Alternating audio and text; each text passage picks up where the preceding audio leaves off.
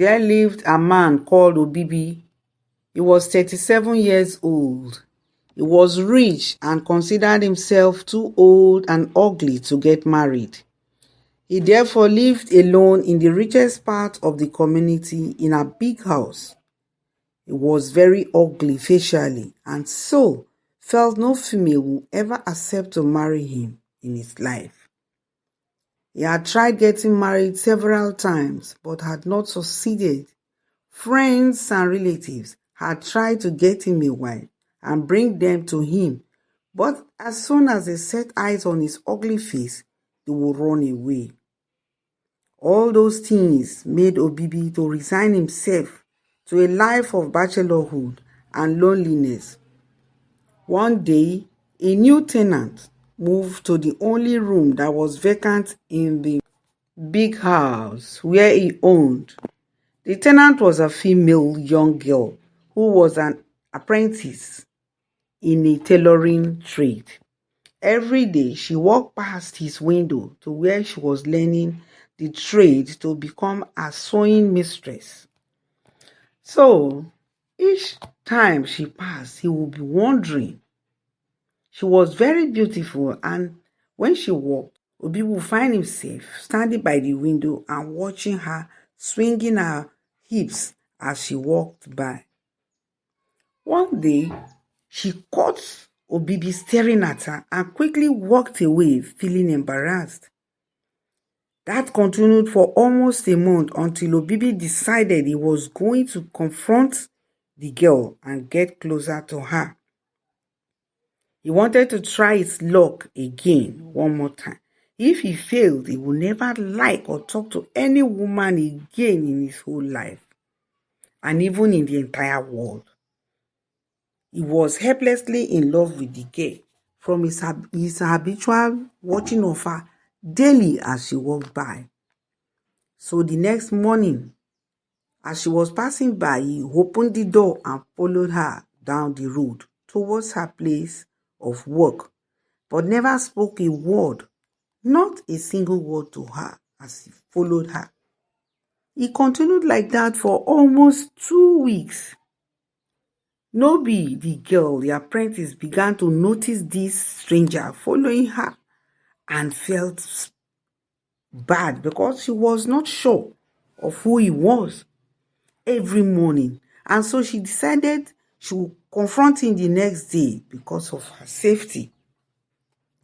So the next morning when she was going to work, as he came out to follow her in his usual way, she stopped and almost bumped into him as she stopped suddenly.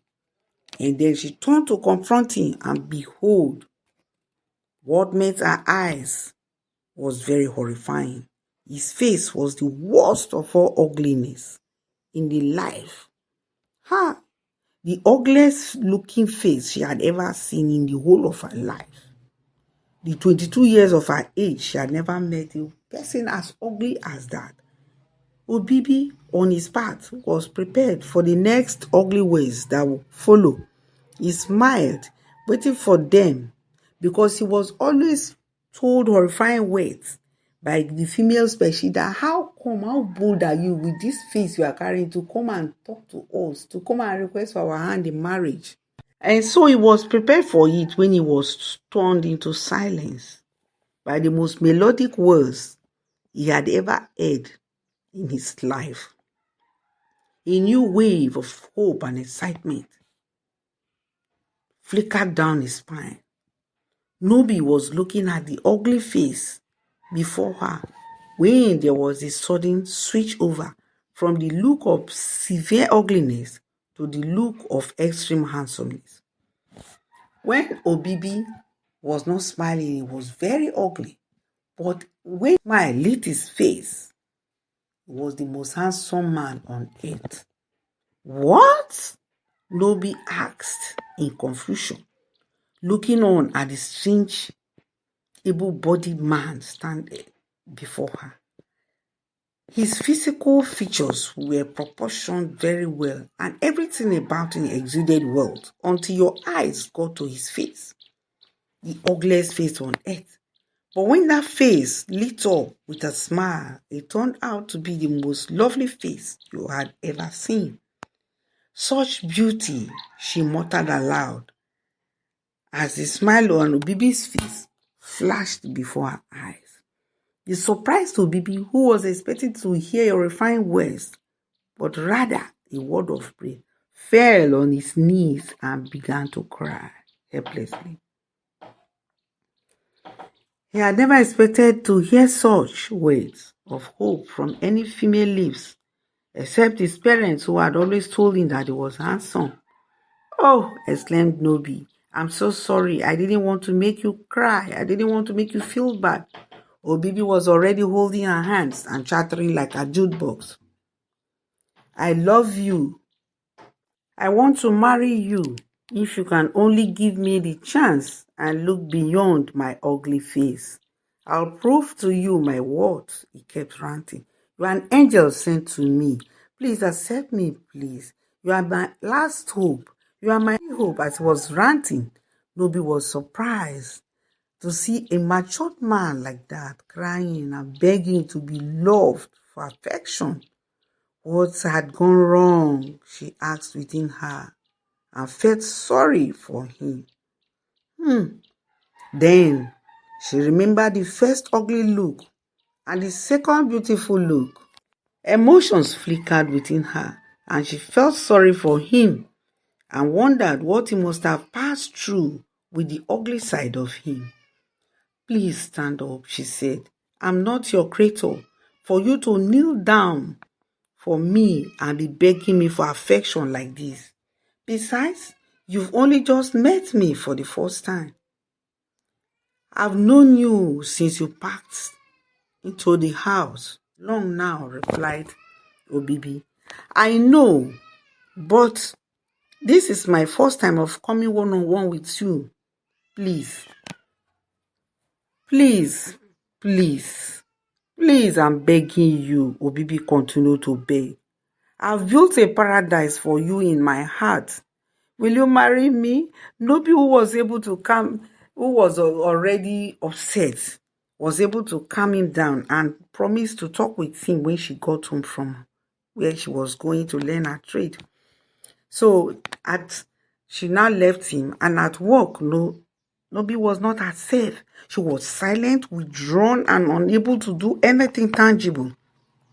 Her Madam Bassi, was able to observe this and call Nobi. He now asked Nobi what was wrong.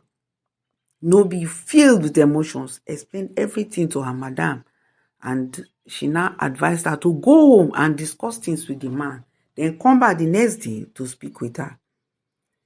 So that evening, when Nobi got home, it was not long before Obibi came to join her at the back of the house where she lived. He told her about himself and how he had not found favor before women because of his ugly looks. He had struggled to become wealthy, feeling that maybe his wealth would be able to buy him the love of a wife. But he had come to realize that there was a level of ugliness that money could buy. And his own level of ugliness was that money cannot buy. "Oh, money cannot buy my ugliness," he said to Nobi. Nobi was crying. He looked at him and said, "But you are good at heart. You are a nice person." Nobi looked at her and said, what was to be done? Looked all over the place for thinking what to decide. Oh, he looked at the ugly face before her and said, "But when you smile or laugh, you are the most handsome man I've ever met. I can't continue to laugh or smile all my life," he said. "Besides, something must make a man laugh. If you laugh or smile without any good reason, you will not be respected in the society. So something must spur you to laugh. Otherwise, you lose your value in the society." "You are right," replied Nobi. "You are right. So I've decided to leave it all up to destiny. And whoever accepts me will be the love of my entire world," he said sadly. Nobi would love to be the love of a man's entire world, she thought, looking at him and almost crying. The soft feeling that crossed Nobi's heart as she was thinking made him to smile. As Obibi smiled, and Nobi saw this smile turn his face into a handsome face, she did not know when she grabbed Obibi's hand and said, "Keep on smiling for me." He held on to her until they parted. The next day, Nobi told her madam at work everything that had happened. Her discussion with Obibi and the woman was touched emotionally, and she advised Nobi to accept him. But first, she would help Nobi to find out about the background of the man. And if his background was good, that Nobi was to accept him. After all, he was rich, and with his wealth, she will be able to live fine, and she'll be able to love him with his good the good side of Obibi. So 3 weeks later, Madame Bassi was able to find out about Obibi's background, that he was from a good home, that was respectful and responsible. So she advised Nobi to marry Obibi, and within 6 months, they were both married.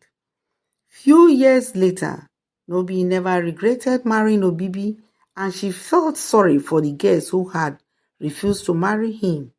What the other girls were missing was so much. He was loving, caring, and doting. He spent a lot of money and time on her and made her feel like a queen. She felt happy to have met him in the first place and felt deeply in love with him, and would love to marry him even in the next lifetime. They had 2 children, 2 very beautiful and lovely children, a boy and a girl, and they lived together happily, and their love and marriage was much talked about in the community.